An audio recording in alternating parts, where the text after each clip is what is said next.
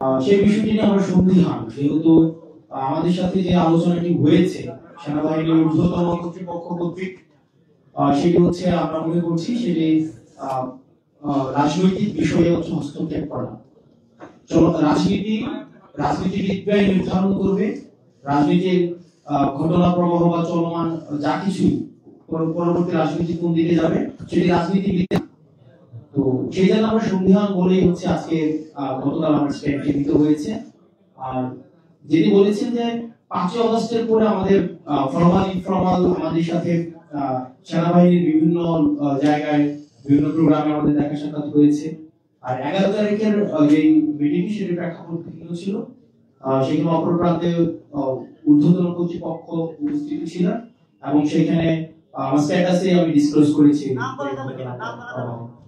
আমি আমার স্ট্যাটাসেই হচ্ছে আমি ডিসক্লোজ করেছি যে ওখানে সবকিছু হচ্ছে উপস্থাপন করা হয়েছে।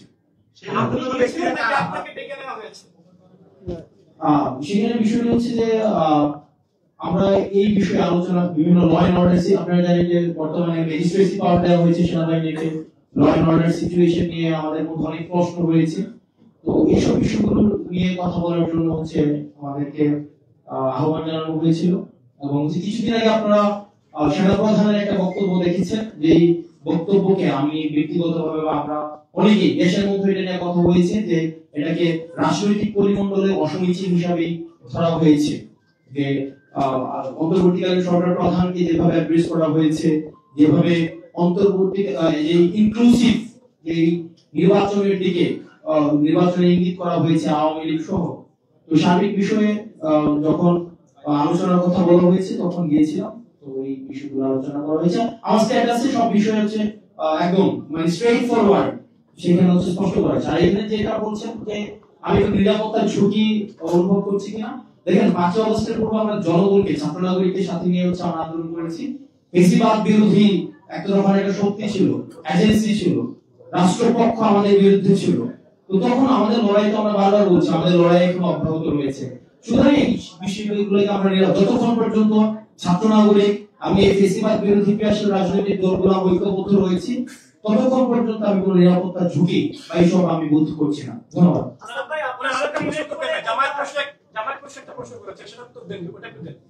আপনার কাছে করেছেন আর ইলেকশনের প্রশ্নটা না দলের কাছে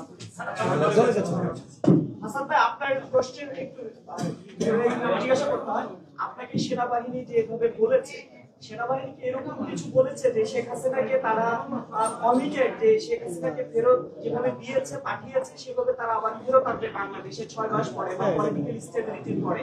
সেনাবাহিনীর বক্তব্যটা কি ছিল আসলে?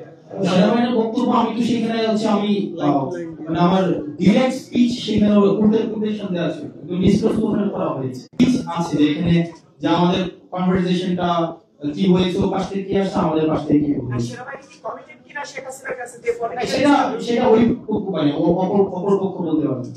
আসলে আপনি যে পোস্টে লিখেছেন সেই পোস্টের সত্যতা যাচাই করার জন্য সেক্ষেত্রে আপনার ঠিক কার সাথে কথা হয়েছে সেটা কি আমাদেরকে জানানো যাবে?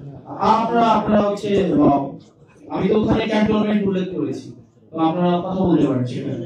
এবং আমরা বলেছি যে এই ক্ষেত্রে দেখেন 5 আগস্টের পরে আওয়ামী লীগ পুনর্বাসনে আওয়ামী লীগ একটা বারবার আমরা বলছি যে এই ধরনের এখনো পর্যন্ত কোন জায়গায় আপনারা দেখছেন রিগ্রেট ফিল করছে কোথাও অপরাধের ওই যে একটা গণহত্যা চালাইছে এটা তো অপরাধী স্বীকার করেনি।